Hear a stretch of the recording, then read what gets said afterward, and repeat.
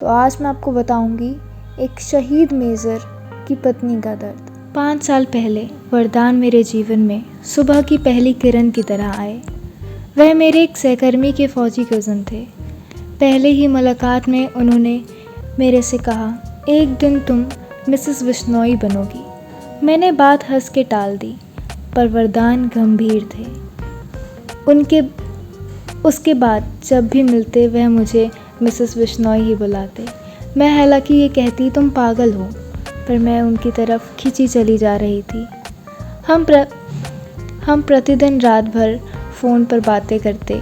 वरदान उन दिनों इन्फेंट्री में कैप्टन थे और जयपुर में पोस्टेड थे और मैं दिल्ली में थी। वह प्रत्येक शनिवार मुझसे मिलने दिल्ली आते। केवल 2-3 घंटों की मुलाकात के लिए वह 8 घंटे का सफ़र करते। वरदान के साथ रहना किसी खूबसूरत सपने जैसा था। कभी अचानक मेरे बर्थडे पर सरप्राइज़ देना, तो कभी अचानक चल नेपाल चले। He was the king of grand gestures. पर वरदान के साथ जुड़े रहना इतना आसान भी नहीं था। ऐसी जगह ड्यूटी लग जाती थी जहाँ नेटवर्क ना होता तो महीनों मुलाकात तो क्या, बात तक नहीं हो पाती। एक दिन मैंने उन्हें सरप्राइज़ दिया। उनसे मिले 3 महीने हो चुके थे। उस दिन उनका जन्मदिन भी था। मुझे देखते ही उन्होंने गले लगा लिया और बोले, तुम्हें देख लिया, बर्थडे बन गया।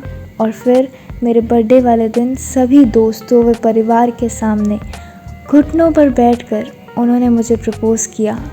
मिसेस बिश्नोई, शादी कर ले। फिर क्या, चटमंगनी पट ब्याह हो गया और मैं मिसेस बिश्नोई बन गई। मुझे याद है पंडित जी विवाह के मंत्र पढ़ रहे थे और हम फेरे ले रहे थे। वरदान के संकल्प निराले ही थे। राष्ट्र प्रथम।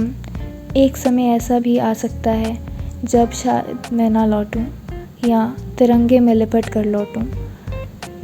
तुम एक फ़ौजी की पत्नी हो, ये याद रखना। जब ऐसी बातें करते मैं परेशान हो जाती। पता था मैं किस दुनिया में कदम रख रही हूँ। वरदान के साथ जीवन बेहद आनंदमय था। मैं उनके साथ उनकी पेट्रोलिंग पर गई। हमने अपनी छोटी सी गृहस्थी बसाई। 1 वर्ष बाद वह मेजर बन गए और उन्होंने पेट्रोलिंग कश्मीर में हो गई। वह आतंक का घर था।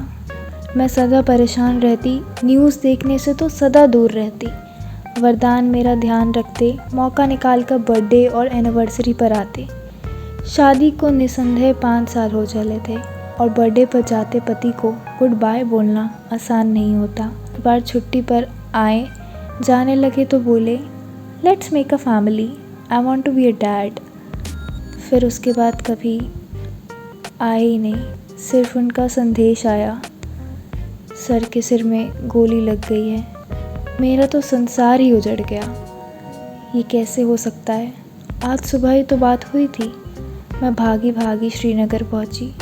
वे कोमा में थे। उन्हें देख मैं टूट गई।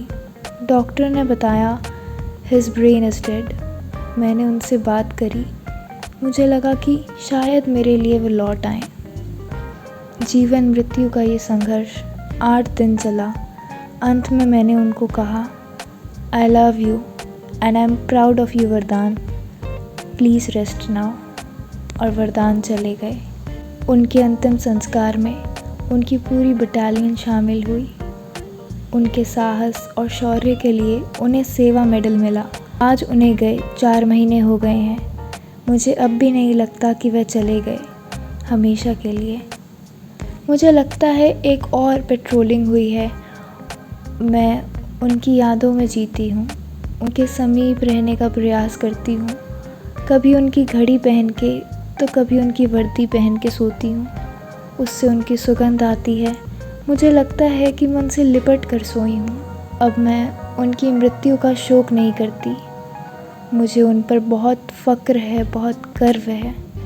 मैंने उनसे सीखा है कि अपने देश से और किसी व्यक्ति से टूट के निस्वार्थ प्रेम कैसे करते हैं। यह एक कहानी नहीं, बल्कि एक दिल का दर्द है। और इस बीच कहीं भी किसी भी कारण से अगर किसी को ठेस पहुंची हो तो मैं आपसे क्षमा मांगती हूँ।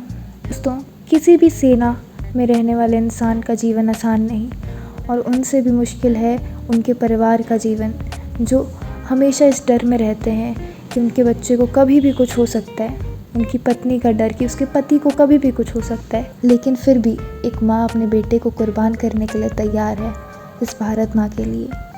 और यहाँ पर ऐसी कई पत्नियाँ भी होती हैं जो कि अपने पति को खोते हुए नहीं देख सकती, लेकिन उनको अपने पति पर गर्व होता है कि वो देश की रक्षा करते हैं, भारत माँ की रक्षा करते हैं, और उनकी वजह से ये जो लाखों करोड़ों की आबादी है, ये चैन की नींद सो पाती है।